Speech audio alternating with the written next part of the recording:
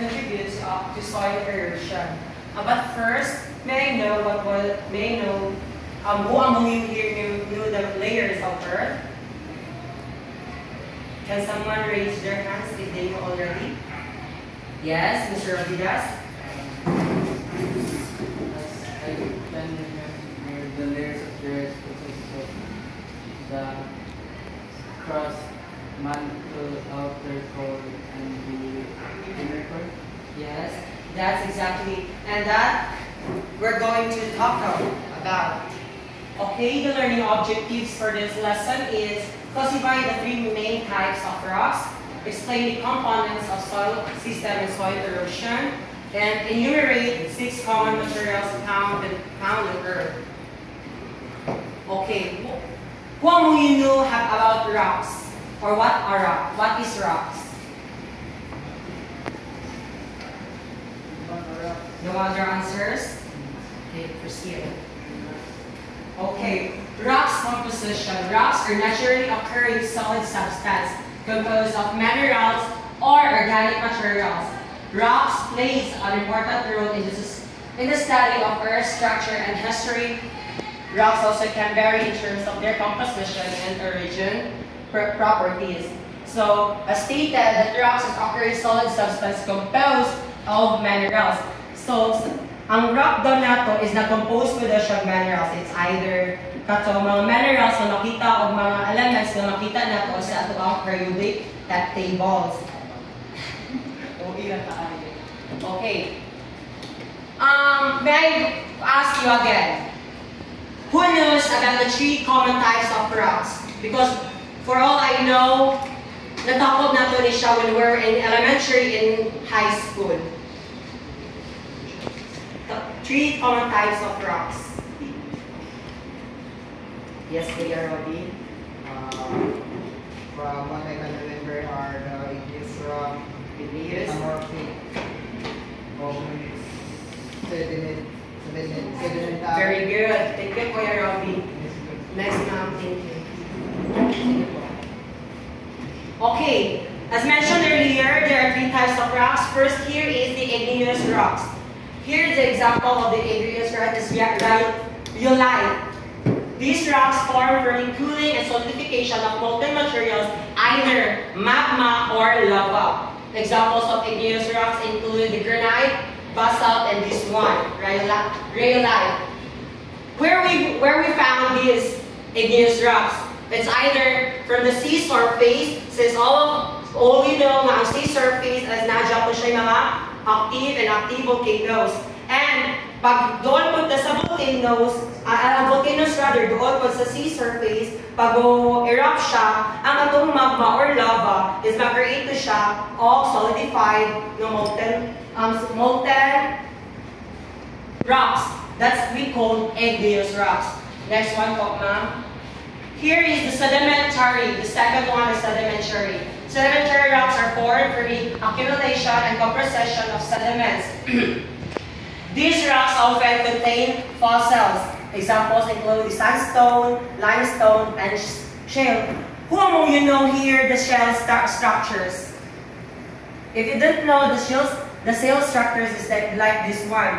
Mura siya, kung kabantay mo anang layers sa earth na ipakita kanina, naaga mo siya layer by layer. Then when you crack it, na makakita na kaanang mga crystals nga mga kuan kani ang tawagan dust, crystal dust, because na-consist na yun na siya through the years nga nagalabay-labay. And aside for that, one of the examples po is the fossils po. Ay mag-contain po siya of fossils sa ang sedimentary rocks.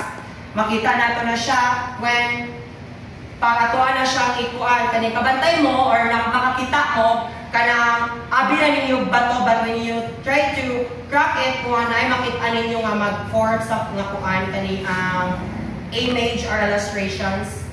That's the example of the sedimentary rocks also. Next one is the metamorphic.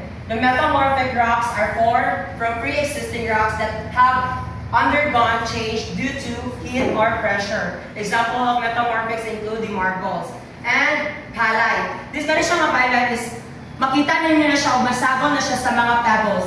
kabantay mo sa dagat na daghan kay mga inunana. It's just because from the word undergone changes due to heat and pressure. Pag ang waves sa dagat, mabalik-balik di ba na siya from ato sa seashore, babalik na po siya sa kuan. And ang gravel or ang pebbles, mahakot po niya, then ma-mix na po din siya tut sa ayong pressure and heat, ma-change din siya through sa movements sa waves and pressure. Next one. Why are rocks is important? Importance of rock is that rocks are important because they contribute to our understanding on the earth, that provide essential resources, support various industries, and cultural and scientific significance. As you can notice, some of our anthropologists, when they were wanted to discover or to study some of our past life, they were using also the fossils. And one of the examples of the fossils is for the sedimentary rocks, which I've been mentioned kanina pa lamang. It's about, they were re-examine those rocks and they were able to discover which period or which time those rocks would be existed. Next one. Components of the soil. So here we have these 4 components of the soil. We have the organic matter, the mineral soil, the water, and the air. Why water is important? Ngano kang important sa tuwa ang tubig? Yes? Can you please stand up, Mr. Yes? Water is important because it is vital for all living organisms, especially the composition of their cells. Most of the living organisms are composed of 50% plus of water. Oh yes, exactly. Most of the living organisms can compose 50% of water, but you know that we humans didn't compose only 50, that's 75 for our body. So thank you for that. Water is vital for the soil system for sustaining life, providing nutrients for plants, regulating soil temperature, and influencing soil structures. As the lifeblood of the soil, water enables the physical, chemical, and biological activities that defines healthy functioning soil ecosystem. So, dili na ang ato ang lawas ang mag-contain of body, but also the plants and the other organisms living. Kaya maghatag po sila of nutrients sa tuwa. Kabantay or makanotice po sa tuwa, pag-uwawon ta is mawad-an ta gana, muligo, mawad-an ta og kusog or energy. So as the other living things such as the plants. Kung mabantayan nato sa ato mga plants is pag dili nato mabubuan ng tubig, kindly is manglanta or mga matay. It's just because they also needs the help of the water to have a nutrients and para mudagan o mas mulusog po sila. Watering and soil formation. Water is a key agent in the weathering of rocks and minerals, breaking them down into particles that form soil. The presence of or absence of water also affects the formation of scientific soil layers and structures. So kung maapektuhan ko dahil ang water nato, mapapekto ko dahil siya sa atuang soil. Kung mabantay mo nga, salusasad sa tuwa is na ay mga landslide.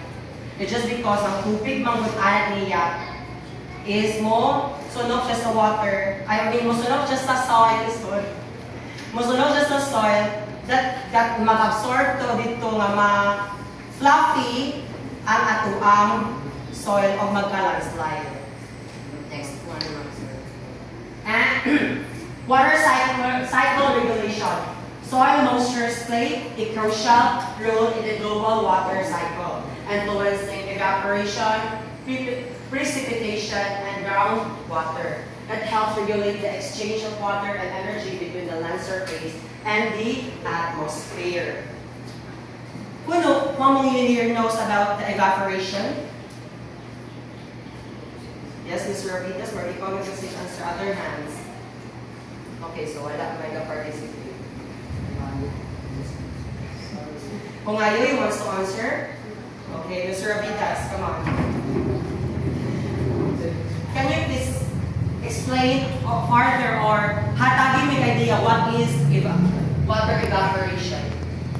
Water evaporation is the water will evaporate when, especially in the sea, water evaporates when it is hit by the heat of the sun, and each individual water molecules will vibrate with the energy or the thermal energy that is given by the sun, and each of the water molecules will rise, float in the surface there because of this associated with the bigger. Thank you, Mr. Midas.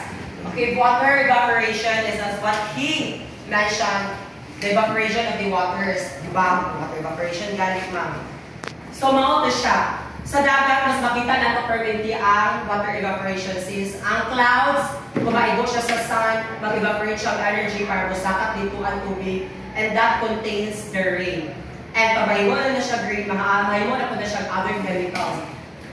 I forgot the name kung sa scientific name sa rain, pero when kana siya pag-uulan na siya, lahi na din ang tawag yung anak. Muna siya water vapor and rain. Kanang raindrops bitaw, lahi na rin na siya ang chemicals sa sagalan. Kaya nag-evaporate siya from the sea, oceans, down up to the clouds, and bagsak balik kung asa siya nagikan. Pero ayaw balikin kung asa ka nagikan kung sa kitan ka. Yes. Next, here. I guess the next reporter will discuss this one. Good afternoon, everyone. These are the legal components of the gusto ko na ko, kaniliran ko ang stage. Gusto na ko mamagunggan na kung saan mo'y na-aning na mga layers. Organic layers, monosia, and then topsoil, ang organic layer from the top, muna siya mo layers diin. Kayo, kita namin yun na topsoil, which is babang niya vegetation layer, rich of minerals na organic. Makita na ito ang ugat, asa siya tama na sa topsoil. Dili na sunod ang mga tubig na kinapuo or ang tanang minerals na naputang sa pananom. For example, sa kapananom na, sa mua, dagan yung pananom. Usa sa mga ginagawa talagang grupo na mas magiging healthy ang yuta. Aron sunog siya, kanan siyang mapinanitan sa mga prutas, pinanitan sa lahat ng mga gulay. Pinagutang na siya sa top layer, sa organic layer. Pag matugta na siya, ang juice niya na matulog na siya. Matulog na siya sa vegetation layer. Ang subsoil, mga siya may paglunis sa iba pa mga layers, diin. Ang kanang mga layers, dili siya daling pagungkap. Aron ma-fertility niya kung lugunin ang ugat. Dan natin tayo parent rock and then parent rock. So, partly, weather rock sa sila. And then, unweathered parent rock. Kaya na sila tapos.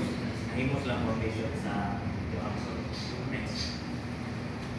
Okay, mineral soil. Kay clearly, everyone. Mineral soil is important to the soil system because it provides the fundamental structural foundation, essential nutrients for plant growth, and controls many of the physical and chemical properties of the soil. Unlike organic soil, which is primarily composed of decaying organic matter, mineral soil is formed from the variety of rocks and organic materials, and is the most common type of soil in the terrestrial system. It's almost the same with the organic soil. Primarily, kuwan siya. The-form siya ng whether of rocks and organic materials, pero parinas sila na tubuhan o which is naayat yung kinabuhi na soil. Other than that, sa may yung lahi na sabtan about sa mineral soil. Sa man pwede makakagawa. Yung man siya, ako man siya ipabasa sa inyo. Kapitas isa. Dili-dating niya sa'yo. Secondary.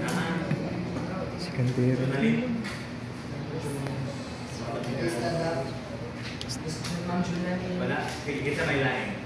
Gusto siya rabita siya. Okay.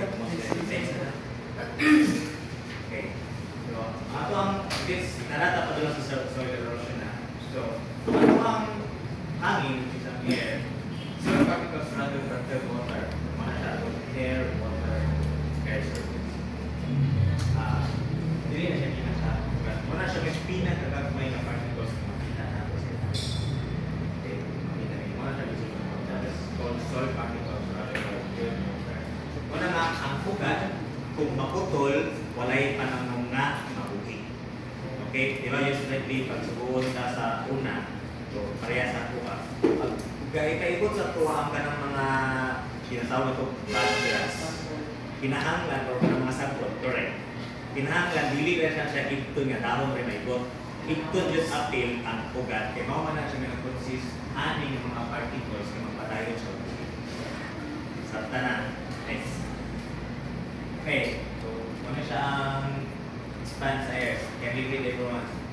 Air is crucial in the soil system because it provides oxygen for plant roots and soil microorganisms. Facilitates nutrient cycling and influences soil's chemical properties. Found in the first cases misuse soil particles. The air's importance is determined by the balance between soil, air, and soil water. So, ang hangin kaya yun, ikinahanglan siya is oxygen para po sa mga natin mga pananong na usugot lang na naara sila sa sulod sa balay. Ito yung mga pananong na usugot na sila na naara sila sa rocks. Okay? Kung naara yung time dito siya nanin siya yung video kung sa mo'y ribok sa pananong kung permite siya ng kanina. Part siya sa iyang mag-grow. Okay? Next.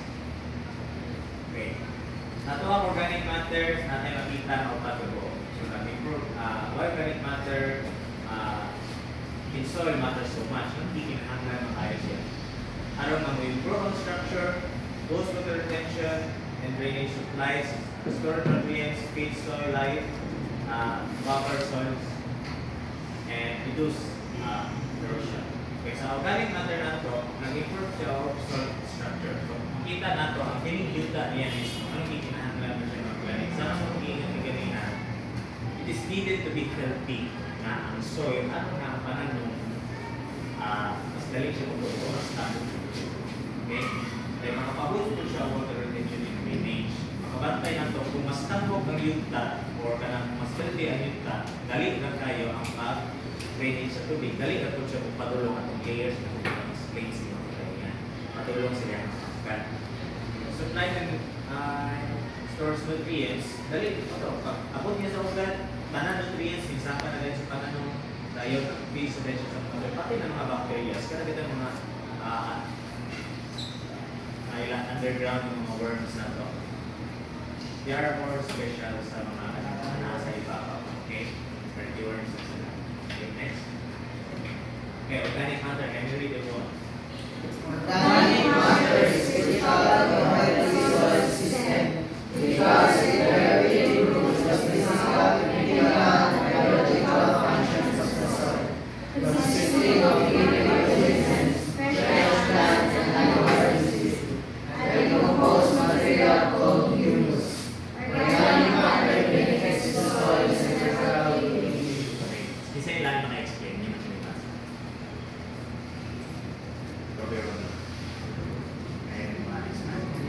So organic matter helps the soil in nourishing it. Like for example, if you see a barren land, can you like kung makakita mo ka ng barren nga soil, like dili niyo makita di ba na there are plants na live vegetation na nga area. So that is because it lacks organic matter. So just like the explanation, organic matter consists of living organisms, fresh plant. Like there is, you can see a life become abundant na area. Okay, very good. Kita na ito sa may importance ng mga next. Okay. For the other informations, we have here, we need to show here I have here a video presentation for you to be able to elaborate and understand more about the topic.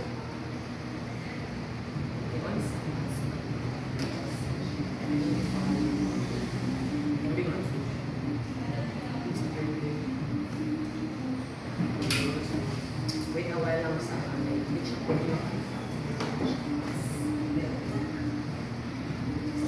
Your time with Ma'am Earls is until 2:30, right? Yes, Yes. sir. Okay, so I'll take the 10 minutes before 2:30 to give my comment. So for the second thing, please make sure to be done by 2:20.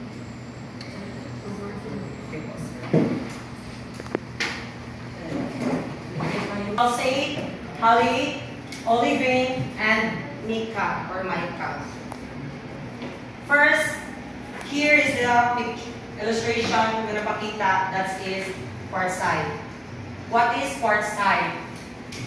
Quartzite is one of the most common and versatile minerals on Earth, composed of silicon dioxide. It is found in a variety of rocks from granite to sandstone. It is highly resistant to both chemical and physical weathering. So, kapag iwan ako sa inyo kaganina, di ba? Na patatong sandstone or katuang shale, kanyang pagdukdukon, makita ninyo dito mga crystal na puti. Kato siya is one of those examples. Physical weathering. Physical weathering is ang katong kung asa siya nagikan nga kung asa siya gikan nga environment sayap sa asa gikan nga environment ayang asa gikan nga stone nga environment. So kung ma-compose siya or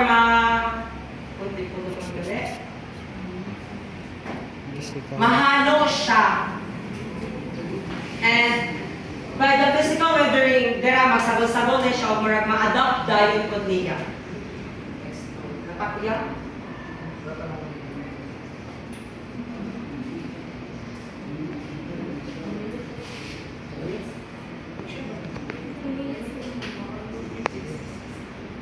Okay, feldspar.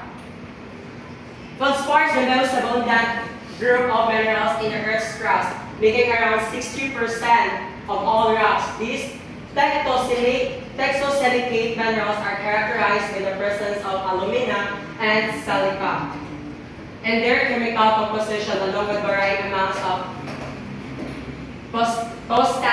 potassium, sodium, calcium, and barium. They are essential components in igneous rocks like granite, as well as in many metamorphic and sedimentary rocks. Next day, wala na tayong time. Sige pa, calcite. Here's the examples. Calcite is a common and widely distributed carbonate mineral composed of calcium carbonate. Scientific sample. It is the principal mineral in limestone and marble. Has more causes than almost other minerals. Halite. Halite. Berga po siya kung sa diamond, di ba? Hindi siya diamond. Halite is a mineral name for rock salt, which is naturally occurring sodium chloride in a salt compound evaporate mineral that forms from evaporation of salty water. Nag-detach daw siya sa salty water. So, commonly or practically, makita nato na siya sa seashores. Pure halite is colorless or white, but it can also be found in other colors like pink, red, blue, or yellow. Then, next one is the olivine or olivine. Olivine is a name of group of rock forming silicate minerals with a general chemical formula. It is a high temperature mineral that is major component of mafic and ultramafic igneous rocks. It is true to be the most abundant mineral in Earth's upper mantle. Last one is the mica. Mica is the name of the group of 37 silicate minerals known for their ability to split and show very thin, flexible, and elastic layers. Next one is the soil erosion. How to prevent the soil erosions and human activities to contribute to soil erosions. First in the list to mitigate the human activities na makakos sa soil erosion is the deforestation. Removal of protective cover, cutting down trees, and cleaning. So, as you can all notice, kapag mag-deforestation or patakag putol sa kahoy, makakos po siya of soil erosion nga maka-cause of landslide. Unsustainable agricultural practices. Delegate and instant flowing breaks down the soil structure and leaves it exposed to wind and rain. Farmers often leave fields fallow to several months, particularly during stormy winter seasons when the soil is most vulnerable.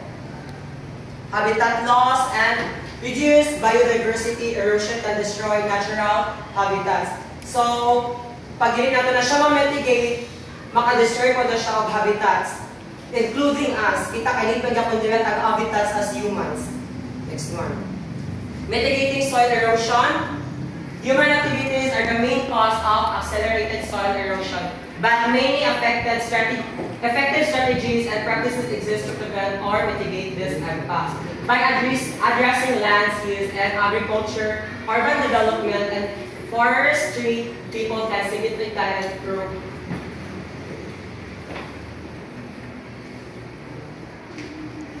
muna siya ang create proper drainage, installing your effective drainage systems such as river entrance and diversion. Paano siya para dili magka-cause of flood. Kaya pa mag-flood ka sa gara, paano itong soil maghumo, then magka-cause of mga months, then katulad siyang months, magka-cause po dito siya sa mga landslide or mga accidents. Okay, I guess, mauna to siya. Then we have here the evaluation times, But first, I want you to group into 2. Then kato siya nga to is assignment na lang ito ninyo by our next meeting. Then I will send na lang sa GC ako ipa-answer sa inyo kay mag-experience or wala na take time. So I guess that's all. Thank you so much.